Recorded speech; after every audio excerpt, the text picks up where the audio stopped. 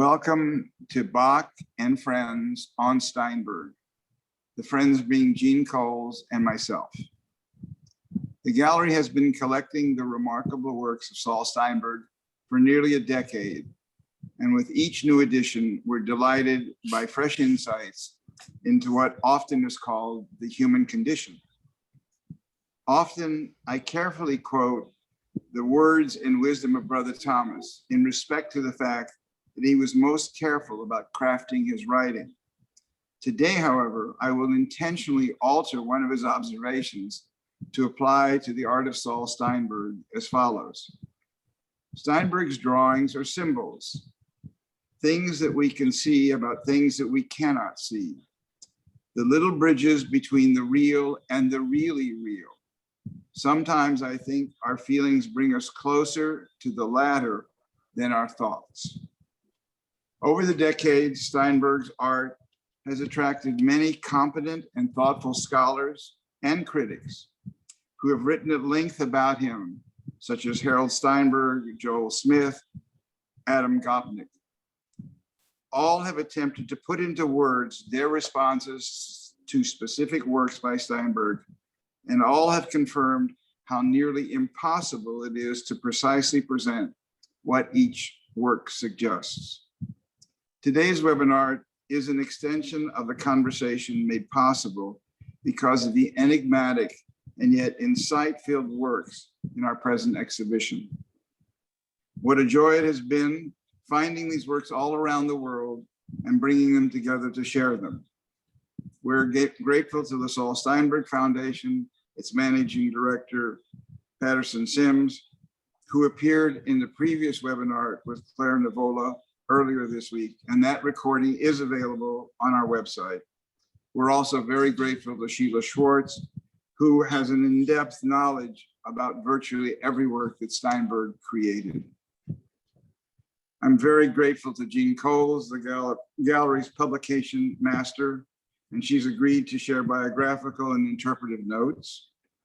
And we will be guided in our discussion by the insights and responses of dear friend, colleague, and master artist, Sam Bak. So let us now try to put into words in response to these images and engage you in carefully looking and learning about our world and our small place in it. There is a spoilers alert. You may learn something about yourself and our world. So Sam, thank you so much for willingness to share the images with us. And I don't know if you'd like to just introduce your... Well, first of all, it's an incredible honor for me to speak about somebody who is for me such a giant. I mean, of all the great artists that I have learned to appreciate, I think that it took me a very, very the longest time to get to Steinberg and to realize that I will never, ever really understand him the way I understand other artists. I first found Steinberg's drawings in 1951-52 in Tel Aviv, in the center of the cultural center of the United States Embassy. And there were some New Yorkers there of that time. And I liked it from the first moment because there was something very witty, very funny in them and so on. I did not realize that with time, I will grow to admire him the way I do now. I think that the last very important step for my understanding of Steinberg, which is still an ongoing process, is the exhibition I saw in Boston in 1985, I believe, in Cambridge. There were large works in wood, tables, sculpted objects. It was an extraordinary show. And what is so amazing and so captivating in Steinberg is the size of his work and his technique, which works extremely well when reproduced. And his books are available and bring you close to Steinberg in a way that no paintings of Veronese or Rembrandt or even Picasso could, because his work enjoys being seen from nearby and being seen on paper. So this is really quite a trip for me. But And also, I see here Jane on the computer, so I think that maybe she should introduce the work. Sure, that sounds good. Well, first of all, I'd just like to say I'm very grateful to be counted among one of Bak's friends in the title of this webinar. And I will give you a caveat. I am not a Steinberg expert, but I learned about him and started researching him among of the other artists I've written about when I was tasked to write the essay for this catalog, and along with some colleagues write the little pieces of prose that go along with each work that's in the catalog. And what I really relate to so much is just the depth and breadth of his knowledge and his wit and his experience, and how he just opens up a view of the world to all of us and allows us to interpret the works sort of in our own way, which I think is really cool. Certainly a lot has been written about him. So that was a challenge when writing about him, because I'm like, don't want to be repetitive, but I also wanted to say something unique and interesting. So I'm just going to read from the introduction and then the conclusion of the essay that was printed in the catalog. So this is the introduction. The art of Saul Steinberg begins with the black line, the simplest of artistic marks. Within the relative quiet of line, however, lies an intricate lexicon of symbols and ideas.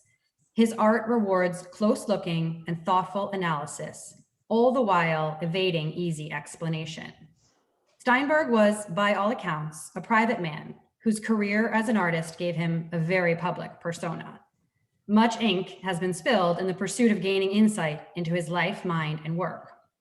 A master draftsman, a commander of visual puns, an encyclopedia of art and historical references, Steinberg created a staggering body of work, which over the course of 6 decades provided an incisive, sardonic, and humorous perspective on 20th century life.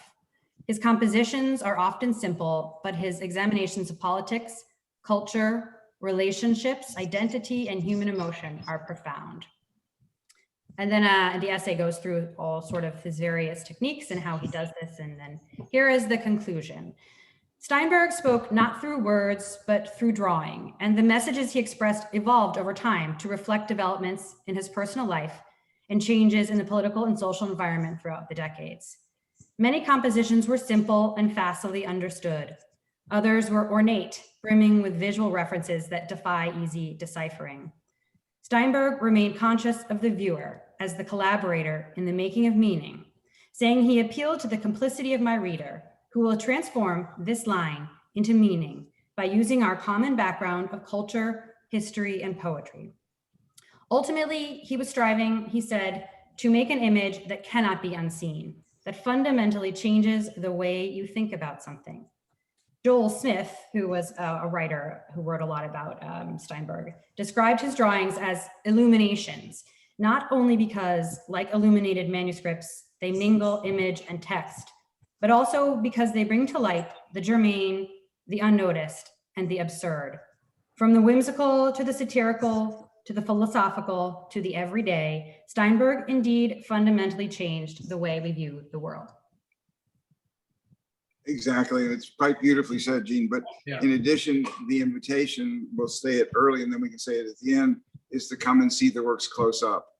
There are probably 25 in the gallery, and the range is just extraordinary. But virtually every adjective you use to describe aspects of his work are represented, from the jockey to the currency from Japan to the most recent work that we acquired, which was, he was doing a poster for an exhibit, and all of his thinking and integration, and also the associations that you can make to what he's created that are very rich, and he's already put them in for you to discover them.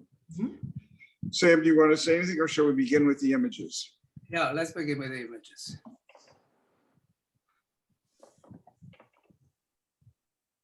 Well, yes. I wanted to include this image, which is Steinberg as a specific caricaturist working in 1943 in the uniform of the American Army. He was, I think, then in China or in India, or he was somewhere in the East. But he describes here the world that in the same time, I looked at it, I looked at the title, Hungry. I was in the ghetto of Vilnius, Hungary, at the same year of 1943, in which the ghetto was liquidated. So when I saw this drawing and I saw the date and I saw the title, you can imagine it gave me a tilt. And this is Steinberg that brings up the situation of the world in that year. And there is Mussolini, and the Mussolini from whom he had to escape. He was in Italy. He miraculously got diploma of the university in spite of the fact that there were already laws against Jews proclaimed there. And Mussolini here as a kind of evil child with his toys, with which he conquered Eritrea and so on, listening to Hitler, who brings everything to just one himself, and so on. So this certainly is not a very specific work, but it's a very important, an incredibly important Steinberg, because it speaks volumes of the time. The other thing is that this was actually commissioned by a publication called PM that was published and underwritten by Marshall Fields in Chicago, as I understand it. Yes, And he, Steinberg, we had one other from this series. Almost all the others are in museums or private collections. And we were just fortunate to come across this in terrible condition. And then the restorer cleaned it and made it available and preserved it. And so the fact that it resonates with being hungry elsewhere at that moment is so amazing to just hear you and then realize that this is also a diagram as to how I think you mathematically create at least one or two Nazis. For me, it's interesting just talking about your childhood, because I see this and I remember growing up in the New York area where all the schools are PS number something. So it's PS 151. All the school numbers in New York City are named PS. And Steinberg had just moved to New York in 41. So even though he was traveling for the Navy, that was his home base. And he obviously must have learned that numbering system of the schools. Oh, that's cool. That's an amazing difference. Also, the other students seem to have particular helmets and uniforms to certainly identify why they're in that classroom. Let's look at the next one if we can. Oh yes, this one, the night. I love this one. I think the beauty of the drawing in itself is almost an abstraction of these lines that are so dynamic is incredible. But I also have a very special echoing in me to the image of knights. There is, of course, the famous Knights of Dürer and so on. But this knight here is related, for me personally, to an image of a knight that I remember from a big color reproduction that was traveling with me and my family whenever we moved to a dacha. I must have been 5 years or 6 years of age. And it was a Paolo Uccello painting reproduced in this way. And the knight was not dealing with this very tiny crocodile here, which is completely disproportionate to the enormous amount of force which is there to annihilate this crocodile, but it was against a big dragon that was brought to promenade by a lady kept on a leash. And I think that Paolo Uccello and this painting here, this drawing here, are both somehow very funny. The Uccello painting, which I think we had it on the, yeah, here it is I think as funny as the That's wonderful. Steinberg, because the mountain is howling, the black hole there is screaming, and the clouds are coming out from a hair salon with a kind of a permanent wave. It's a ridiculously funny painting, but when I was a child, I was scared of it, and they had to take it off every time when I went to bed and put it with its back towards me so that I wouldn't see it and that it wouldn't come to life at night. That's so amazing. Steinberg and this are kind of embedded in me. Thank you for putting it back up again just one more time. It is a piece that I thoroughly enjoyed. One, because of the, as you said, Sam, the dynamic of the way it's drawn, but I love the exhaust of the breath, if you will, of the horse in this particular thing, and then the plume, both of the horse itself and of the knight. And it almost gives you the feeling that it's a continuous line. It seems to have flowed so easily for him. This particular piece, strangely enough, when we bought it, on the back was the fact that it was owned by a woman named Vera List, who was a well-known collector of contemporary art and whose name now is on the List Museum at MIT. The other interesting piece was that the price of the piece was on the back of it, and she paid $300 for it at that time. So things have changed a bit. Yes. What is fantastic in it are the rhythms. There is a kind of a melody in it. There are, it's like watching a violinist playing and moving the bow on the violin. This is how I feel. I can hear most of the drawings of Steinberg. I can hear them visually because there is a quality of music to his rhythms, to the length of his lines, to the interruptions, which is really quite extraordinary. And I'll say about the crocodile, I read a lot of scholars say that the crocodile represents the government, sort of like authority to Steinberg, and it appears quite often in his work, and sort of this thick-skinned, absurd, toothy animal that's coming for you. But I love how he just makes it so diminutive and kind of silly. So the tiny man in this enormous armor, he's miserable there. and this is what maybe this is how he himself, when he was in uniform serving the army's needs, he might have felt. At least I felt like that in my experience. Let's get on the train. Yeah. Oh my goodness, this is an absolutely extraordinary image of communications. Just have a look at the power of this engine that transforms a little, the entire house moves a little diagonally towards that, as if it were attracted by the power of this machine. And of course, this machine is already telling us about the pollution of the world. And I must say, in 1951, when one traveled by trains, one got always gray or black, according to the number of hours that your travel took, because of all the coal that was polluting the world.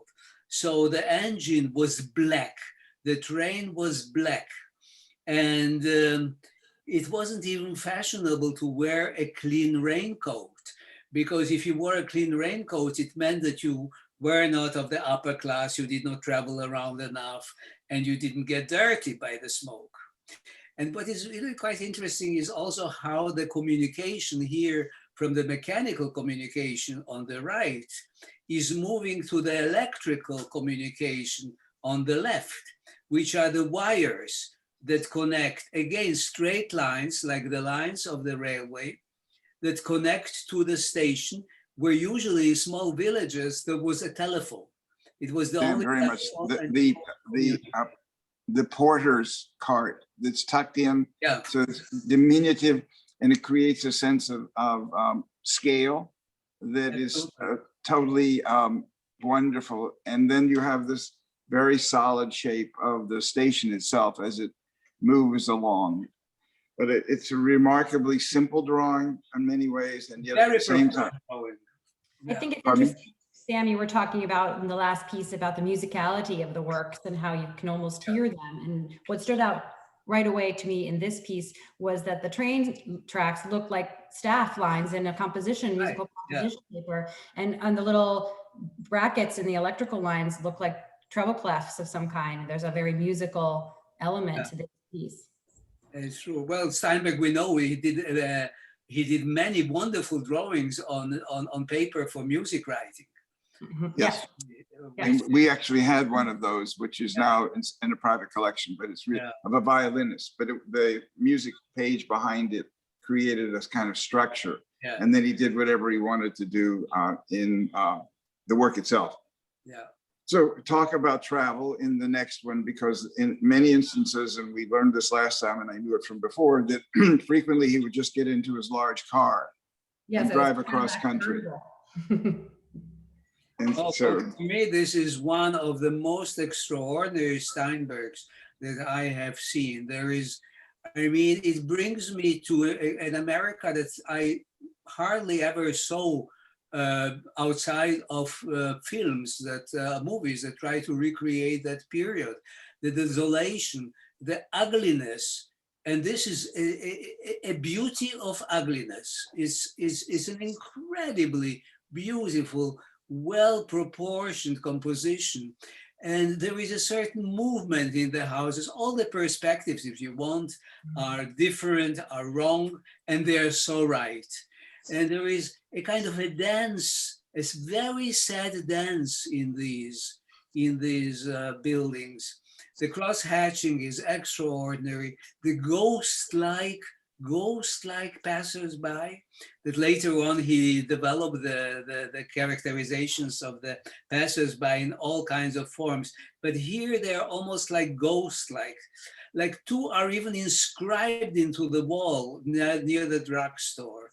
And above all that is God, the beer, the big bottle of beer, the way to escape from all that by intoxicating oneself.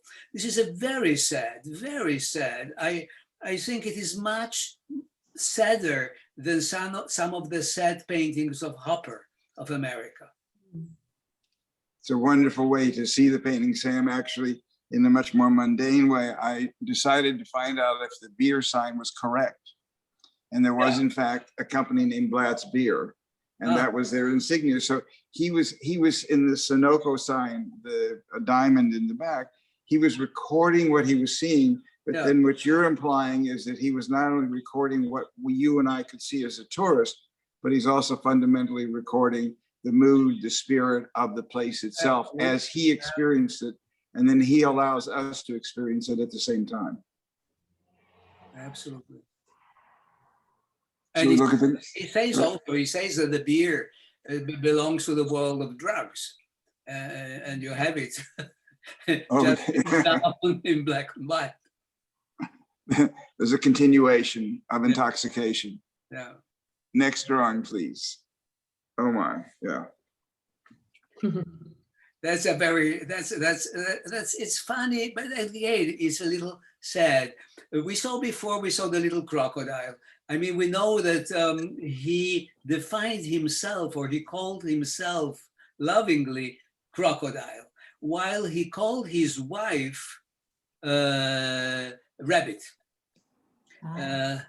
And so does this help us to understand this incredibly funny, huge, very fearful rabbit, and this ridiculous army that goes against the rabbit?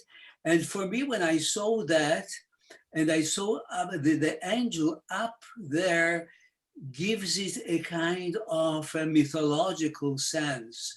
And the first thing that I looked at this drawing, I don't know why, and now I understand a little why, were the words of the President Roosevelt. there is nothing that we should fear more than fear itself. And I think that we live now in times in which a huge population in this country is cultivating fear. Fear, the drug for that, for this cultivated fear, is a leader, is a Führer. And this is the drama that goes on now in this country. I mean, you can look at this work and see a very sad situation, and you can also say, well, there is a rainbow, which is a symbol of hope.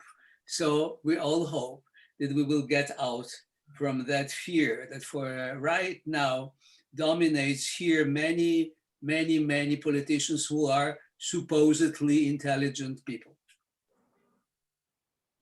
There was, when we acquired this, there was a label on the back and there was a typo. It was the heroes and giant rabbi. So I think I'll just leave, I'll leave that interpretation to someone else. Yeah. Let's take a peek at the next one. Thank you. I loved it. Oh my goodness. This one is part of a good number of very profound and extraordinary works of Steinberg. It is about the beholders of art, about people who look at art and what they get from art. I mean, usually when people ask me concerning my work, how should they understand it? What is it that I can bring by? I say, this is not important. Bring yourself to the work. Bring yourself to the work, interact with it, and then you get from it what it can give you. And we can see here that these people who look most probably at a canvas, you can also say it's maybe a window, it's maybe opens into a space, but every canvas is a window. It's an imaginary window that opens into a space. Here, it doesn't tell them anything, but each one perceives something from the work of art that changes the person. I mean, the first one here is this lady. We kind of think it's a lady because of the shoes that she wears. It's a human being that kind of flourishes into all kinds of shapes and maybe gets more from the painting than what the painting carries in itself. Hans Albers, who was a great teacher of art, told people, a good painting is a painting in which what comes out from it is much more than what was put into it. So maybe this is one of those great paintings. And then, of course, you have also here a couple in which there is a kind of an intermingling of the couple. The woman has the head of a dog, and the dog has the head of a man or a woman, I don't know. And what is extraordinary are these very calligraphic explanations that don't say anything, because we know that he wrote very beautifully, but never said anything, but also gave us a sense of precision, of incredible precision. I think that only Dürer had a precision of this kind, in which every tiny line was just perfect in itself. So here we are. I mean, how we look at art, how it transforms us, how it always remains an enigma, a mystery. Whatever we do, whatever words we find for it, we cannot go beyond what these texts say. And the texts, in his case, are not meaningful, they're meaningless. And in certain instances, having sat in the gallery for some 54 years, there are different kinds of viewers. Yes. And what he's encouraging us all, and what my intention with these webinars has been from the very beginning, is to both encourage and enable people just to look more carefully. This world's become much more difficult because of the distractions, and to even look at a blank wall or a blank painting. But then if you're challenged to look at a beautiful work of art or a complicated one, it still requires you to pause and spend time in it. There are now studies that say that people spend on average 3 to 4 seconds in front of a painting in a museum. So Right. the goal for me, and certainly this image speaks to that, is to how do we engage people? And Steinberg engages it because of the variety of characters and characterizations. And I love the notion of, Sam, that in a way, by looking at the painting also transforms the looker. So that it really is one of the opportunities that, if you will, of what art can bring. And this we just acquired maybe 3 weeks ago. And it was one of the pieces I was very anxious to see if we could get, and we have it. So it's a joy. Just and I'm bring back to Jeanne's comments and yours at the beginning. Each of these paintings invites each person to read it and read it for themselves. Well, speaking of in the gallery the other day, I was talking with someone who was viewing this piece, and we're talking about it, and she was saying that she sort of interpreted that leaning in woman as the Statue of Liberty, but also Steinberg had this history with architecture, so she was also like, or maybe like the Chrysler Building, and then we were like, oh, this kind of looks like an Easter Island head or a Sphinx also as characters, and all people, all things that would be stared at, normally they're the things that people would, like, a dog in a dress, that's crazy, something that would be gawked at. And I sort of thought that was, a fun way to look at it. It's like they're trying to be the examiners. Now I was led the piece itself. And this was by the title, Conditioned Reflexor, and how he's making a comment about how we are conditioned to behave a certain way in certain circumstances. So we're in a gallery, we're in a museum, and even though there's nothing on that piece of paper, they're still looking at it and behaving in a certain expected way because of their circumstances, of their surroundings. And before we leave this one, I just want to say something really funny that I found in his biography. So this was done in 1965, and I thought it was so cute. In July, that summer of 65, he said he took a tiny dose of LSD, and he wrote a little bit about it. He said, I spent a day of such happiness that the memory of this possibility existing in me makes everything unimportant, reduces miseries to their proper scale. It's something very important that can change the meaning of life. This is not an encouragement, and that's a disclaimer from the gallery. Thank you. Just a little story from the true pages. Thank you. Let's move to another part of the art world in a wonderful way. Yeah, Sam. An absolutely extraordinary drawing. I think it's one of my favorite Steinbergs from all the hundreds, thousands of his works that I've seen. It is speaking of art, of his time, of what modernism was. And there is, it goes into abstractions, into kind of constructivism, into cubism, into reversal of perspectives. But what struck me when I saw it was the portrait of a woman painted on a porcelain ball there, and next to it shapes that gave me a sense of a screaming face, of a screaming man, of saying something utterly important. And at the same time, it's very funny. It's very, very funny because it takes up a lot of the most trite shapes of modernism, and he plays around with them and makes out of them almost a joke. If you watch well this kind of strange box, which is on the left, and you see it made out of little square shapes, and what happens in them, you penetrate there into various perspectives, into circular forms. I mean, this is a joy to the eye. It's an invitation to a simple visual pleasure of moving from one thing to another, of hiding and seeking. And it's really hard to find words to describe that. Well, you could read all the writing. It's probably very helpful. Yeah. Yeah, exactly. And it's also the combination of something that he enjoyed using, which were rubber stamps. Apparently, we were told that his donation to Yale included 3,000 drawings, 250 sketchbooks, and all of his rubber stamps.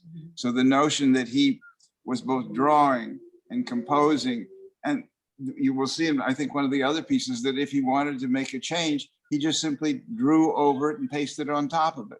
Yeah. So he had a very clear sense at the end of the day as to where he wanted to end up with each piece. But the rubber stamps play a very strong role in so many of his pieces. And then there is a background, a biographical background, of course, because of his struggle to get papers right in order to be able to move from one place to another and get all the signatures and got everything. This is again a great affinity that I found with Steinberg, because when I moved to Italy, I had a lot of problems with getting the permits to live there, and had all my documents had to be translated from Italian to Hebrew and from Hebrew to Italian, and then they had to be certified that the translations are right. And when I had to go to Paris, I needed 10 different documents and permits to move from Israel to Paris. So this sense of depending on a bureaucracy and on lots of stamps that gave me the right to live is when I arrived to Italy and I saw a book of Steinberg with exactly on that subject. It brought him so close to my heart, so close to my heart. Oh. there's also a very wonderful book of his just called Passport. Yes. And you flow through that book. Yeah, that's the book. That's the book. Right. I'm going to bring, we'll have a collection of the books as well at the gallery so people can enjoy. And they were books that he basically designed and controlled, so that some of them are totally without text. And they're really quite marvelous. And there is then the invitation to follow his thought pattern through his line. And I think that's just an opportunity that is not very often available in anywhere. Let's take a peek at the next one if we can. Can I say something quickly about this? If Sure. we can go back, just a side biographical side note. So this was 1966, and he had spent a lot of time in Paris this year and doing various things and exploring in the museums. And he wrote something during that time that I thought is so appropriate for what we've been saying here. And he said, "Art is a sphinx. The beauty of the sphinx is that you yourself must do the interpreting. The mistake people make is to believe that the sphinx can give only one answer. Actually, it gives hundreds of answers, or maybe none at all. Interpretation probably does not give us the truth, but the act of interpretation saves us." That's fabulous. It's a wonderful, wonderful comment on this particular piece for sure. Thank you. That was great. Oh, time. It's lovely. What I love in this work is the sign of his search for perfection, in which he wanted to have a little change. So he pasted a piece of paper and redrove on it. And this has this collage in the left corner that you can hardly see when it is reproduced. I don't think that I knew this when I did my things with numbers and times. But what is absolutely extraordinary here is the musicality of this work. How all these lines develop, the lines that give us the numbers of the hours.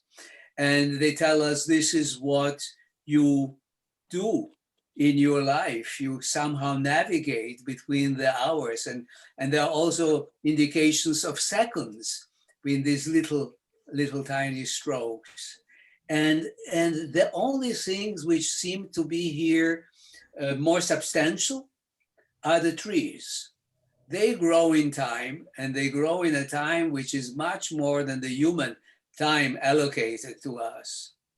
And I like very much here the arms of the clock that the two men keep in two different directions. One is saying you go to the right, and one is saying you go to the left, and this is how you use your time, and this is how we know our reality works. A world torn between ideas to the right and ideas to the left, and everything standing still in the middle, like in this drawing. There's the inclusion of the sniffing dog. Yes. And the little bird in the tree. And it's just, there's a kind wonderful. of, it's just absolutely wonderful. There's a sense of delight and joy, improbability, and yet it is the destruction of time or construction of time, whichever way you want to go to the right or left with this. And if you look carefully, all the Roman numerals from 1 to 12 are present. Some supported by trees, some dancing, as Sam really implied, in the landscape itself. It's just a wonderful drawing. Fantastic. Again. It's a fantastic work. Yeah, Jeanne? I just love the little lines, the hash mark lines. They remind me of the other piece we have, which we don't have a picture of right now. It's called Lunch or Lunch Line, and it's basically a ruler with a bunch of workers walking along it, and there's just hash marks, and they say like 8:55, 9 o'clock, 9:05, then all the way till lunchtime. So it's just a way of measuring, you know, the day in some way and giving it structure. And the nice thing is that they're looking forward to their lunch break, I'm sure. The next piece is part of the day. The next piece is the only graphic in the show. This is a lithograph in colors with embossment as well. So hopefully people will understand it. It's a beautiful work of art. I mean, he did, it's an original lithograph. It's right. You can really see, I mean, you have this very black sky, frightening sky. It seems to come from a painting of Cranach, from a crucifixion of Cranach, when you have these very dark clouds arriving. And there is this little painter with a dog sitting next to him, and the little painter is trying to depict the world and to understand all the signs that are there. And these various signs, I mean, in Paris, I did an atelier of lithography. So this is what we used to do to check how the brushes work, how the color will work, how all this is so beautifully composed. All the mass hovers above this embossed label on below, which is in the center, which keeps your attraction, and nothing moves away from the page, because the tension between all the shapes and this anchor below is so perfect. And if you let your imagination travel into these little signs, you can see in them lots of things. It's an incredibly engaging work. I also love, again, and you pointed out very well, the figure of the artist with the dog next to him and working again on a blank canvas. Yeah. So it is himself both creating the work and observing the work at the same time. And then the textural level, which you can get from lithography, really is quite extraordinary. So it has a sense of joy. And then once again, you have the legible, illegible, or illiterate writing that informs our opportunity just simply to enjoy it. Yeah. Well, we actually received a question from one of the attendees just asking if you were able to read it, are these words? Are they just? No.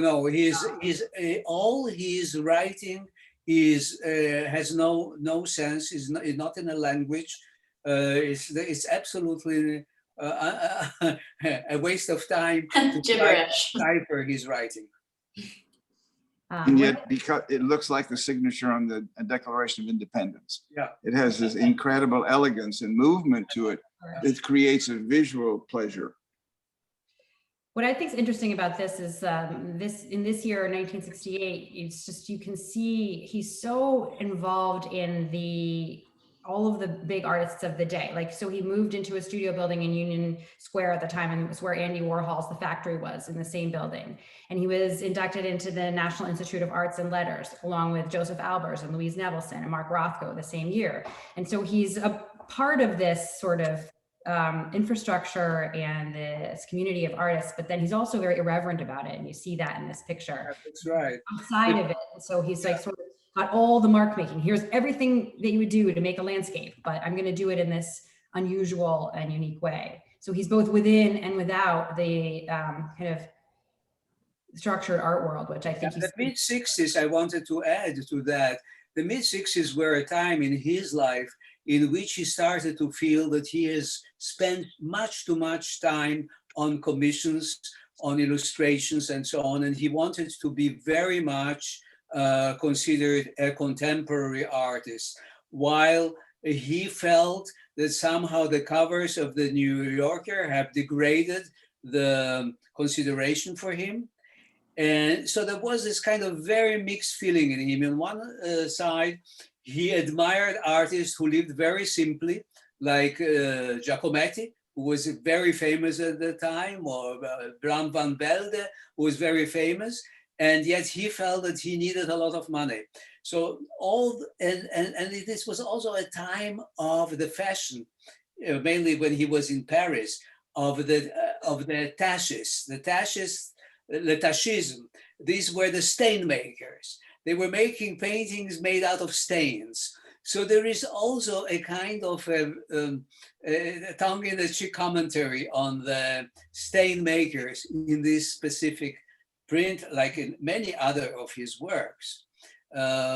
He somehow expressed his frustration with the art world and with what he considered was not serious consideration of his ability. Sounds like a good time to move on, but it's a wonderful commentary on the world around him and how it gets transformed into his vocabulary. This is one of his most extraordinary, most extraordinary, is our love of television and the importance of television that television has, and how the entire civilization, because after all, he was the great commentator, he was the great researcher of our society, is how the television, or with time the internet, all these electronic lines have become the companion of our life. What can I say? I mean, this says so much. It's a kind of an aphorism. It's the most perfect aphorism of our society in our times. I don't think it needs many more words. You're really right, Sam, but I just do want people to look a little carefully at it and realize that when television first was available, there were all the horizontal lines, and the figure is all made up of horizontal lines. And just to make sure that we know she's connected, she has the antenna coming out of her head, and then of course she's plugged in. And this figure, this head figure, appears in some of the other pieces as well. It's a very simple stylized. The simplicity of the lines in this piece, for the chair and for the figure, are really quite extraordinary. The ability of his brushstroke that creates a sense of a volume I mean, the man is completely flat. The volume that exists in his world is in what he gets from those lines. The lines have volume. It's an amazingly intelligent work. I mean, I remain speechless in front of the intelligence of this of Steinberg. Then we should move to the next. Sorry, Jeanne, go ahead. I was going to say, in 1968, he had his very first television interview, which was with a woman named Adrienne Clarkson on Canadian Broadcasting.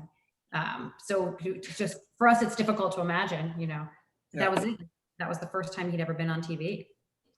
And there's a connection with Brother Thomas and Adrienne Clarkson, because she was the interviewer for the documentary that we did in 1991. Wow. He did his very first television interview with Adrienne Clarkson. Yeah. Amazing. Next drawing, please. Aha. Oh. This reminds me the cover of one of the most recent New York Review of Books, which had a cousin of this very frightening figure, which might have been now the portrait of the American president if it was not for some 36 or 37,000 Georgians who voted to make Biden our possible president. This is a very, very powerful, incredibly powerful, prophetic image of the dangers that loom in our world. I mean, of where so many societies end up being controlled by all these stamps and marks and symbols that create this very uncompromising figure of strength and power, which is, oh. And yet the stamps on the small, very little ones that are sort of difficult to read, it's actually a dental chart. Those are just teeth. He did have a lot of trouble with his teeth. Interesting metaphor. Yes, for sure, to sink his teeth into it, but also the stamps that Sam referred to earlier. And if you look carefully at this, the vast majority of the piece itself are stamped lines, not only drawn lines. So it really is this powerful thing. And in many ways, the singularity of this, Sam, contrasted with the one on the cover of the New York Review of Books, it makes this even more sinister. Yeah. There's a recent book called Strong Men, and this certainly could be a great cover for that book as well. It's all about dictators and totalitarian figures, and the president. It was part of a portfolio, it seems to be, Jeanne, wasn't it? It was similar to one that was in what's called the Peace Portfolio. So it was 12 artists, and they did 12 different works, and they sold them to raise money for peace candidates. Uh-huh. Let's look at the next one, which I referred to earlier, which is a recent addition to the gallery as well. What amazed me here is how the artist gives away himself. Here is the artist who makes a line, but this line comes from another line, goes into another line, and it develops, it flows from him. It flows from him with this incredible facility where it spreads over the entire table. What is also so interesting in this work is its perfection of a composition. I would say it has a balance that very often is achieved in mobiles, where shapes are hanging from threads and they create together a kind of a unity, a balance that each piece of the mobile holds another piece and is responsible for the unity of the shape.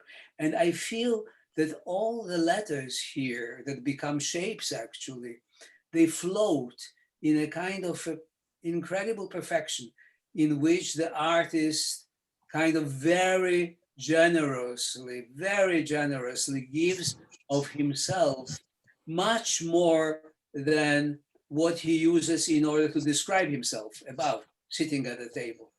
There are just a very few lines, and this is a kind of a self-portrait. But what comes out from that, look at what happens on the table and what floats all around. It's amazing.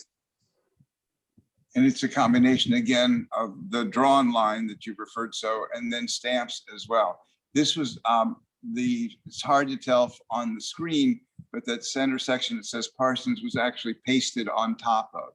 This was one of the two designs for a poster, I think, for Betty Parsons exhibition. He used the other one. He didn't use this one. But again, the power with which it's done, and the notion that his name is included in it. I was with some people yesterday who were very interested in Russian constructivists. And they thought there's kind of a tip of the hat to the linear quality of what they were creating at the same time. So it is his craft and he's crafted it as the craftsman and the artist. It's really quite extraordinary. We have another question. Someone asked, did he labor over each piece? Did he work intuitively? Did he do pre-drawings? How much time did he spend on these pieces? Do we have any ideas on that? I think that he worked very fast. He worked very fast. He used a lot of tools. Besides the stamps, he used a lot of tools that were used by architects to create ovals, to create round shapes, to, you can see that, but he did it with a kind of virtuoso control over these tools that when you look at them and you know something about drawing, leave you completely speechless.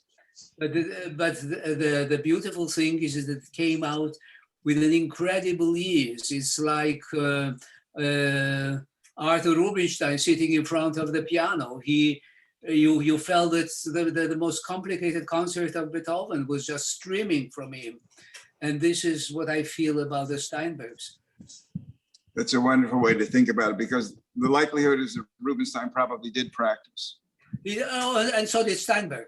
All Yeah, his books and so on. And there were a lot of Steinberg, but the works that he put out, they feel, you know, that there is an enormous, incredible ease of stream. You can almost participate in this kind of tsunami of shapes that explode in everywhere. This is a wonderful example of that. Let's look at the next one, Rose. Yeah. Oh, this is Steinberg meeting Turner. It's so beautiful. I mean, just look well at the complexity of these clouds, of what happens here in the sky, of how there is almost a kind of a maternal cloud leaning in a certain direction. And then there is, of course, the planet of authority, which is the stamp floating there. And there is the sadness of the observers. They're completely paralyzed. They were immobile. Two are completely alone, but even the couples are not, they are not kind of giving you a feeling that there is something happening there. They are more a sense of what, if you know something about the life of Saul Steinberg and his wife, Hedda Stern, is together and separate. Mm-hmm. And there is this together and separate, and watching this world, this enormous space with a planet of legality defining everything. So it's an incredible piece. And then the rock underneath, the rock, which is also a masterpiece of watercolor. What can I say? Oh, I think you've said it beautifully. I'm certainly happy to look at the last piece, but I just stand in awe of the work itself, and then the generosity of your response to the work, Sam, has enhanced my pleasure in it. I'll say thank you later, but I just specifically with this. Thank you for letting me see these things again and sharing with you some of my enthusiasm. I mean, for me, Steinberg is a planet by himself. I mean, I cannot even compare him to other artists because he had the courage to deal with issues that no one of the artists had. I mean, he was an illustrator, but so was Michelangelo. He was one of the best illustrators of the Bible. But we can come close to Steinberg the way we cannot come close to Michelangelo. I mean, if I had to take with me one book to go spend a year on a desert island, I would take with me a book of Steinberg. This is what I can tell you. Let's look at the last drawing. And oh my, this is a fantastic drawing. Again, I looked at it and I felt that I know this cozy living room, with the lamp that is lit and so on. And I know the very frightening world outside of this dehumanizing architecture, kind of a Bauhaus cheap architecture, where every apartment, every terrace is exactly the same. And there are those two beings. And again, I was thinking about Steinberg and about Hedda Stern. But, well, on one hand, he is a tomcat here. This is his portrait. But isn't he also the butterfly? It is quite possible that he sees himself also in the butterfly. Also, if there was a certain part of Hedda Stern that was a butterfly. And we also know something, that all this again comes from the pollution of too many things that we know about him, of when his cat died, he said that he never, ever mourned anyone more than the death of his cat. And then he corrected himself after a while. He said, well, maybe when my sister died 15 years ago, I was as sad. So there you put in all these things, and suddenly this innocent, beautiful, beautiful drawing carries in itself an enormous weight of relationship, of desires, of things that could never be really achieved. It's a very enigmatic and a fantastic work. Jeanne, you have something? You know, I just want to end, but I do want to hear if you have anything else to add. I just would say that this one was a part of a 4-piece in a portfolio that was in the New Yorker. And I think about those being reproduced in black and white in the magazine, and what a loss that was, because the color is so interesting here, just where it's used and how it's punctuating certain areas, and how the cat is just black and white In the space. Yeah. So let me end with another quote from Thomas, which I've used before, but artists are the discoverers and the custodians of the unlooked for. They see beyond, but they stay the course. And Sam, I think, for me at least, I'm enormously grateful to you, and I think everyone who's going to have access to this will be, because you bring to it that of a admiring practitioner, so to speak. Well, thank you. Those insights are so beautifully said and shared, and then the work remains a consistent invitation for each one of us to come to those works with what we have to add to them, to understand from them. And as I said at the very beginning, it seems to me that this is an opportunity for us to learn about ourselves while learning about Steinberg, or through Steinberg, what life can be, is about, and to simply be grateful that this work exists. It's one of the pure joys of the opportunity to have the gallery to share the work. Grateful, Jeanne, to you. I'm sure that Boston doesn't know how lucky it is to have this show right now on. It's really an event. It's really an event. And I hope that people that have some sechel will get to it and will arrive to see it, because it's an extraordinary event. Well, thank you. And for anyone else, seichel means so little common sense. So use the seichel and please visit. Rose, thank you for your help. Thanks, everyone. Bye-bye. Bye.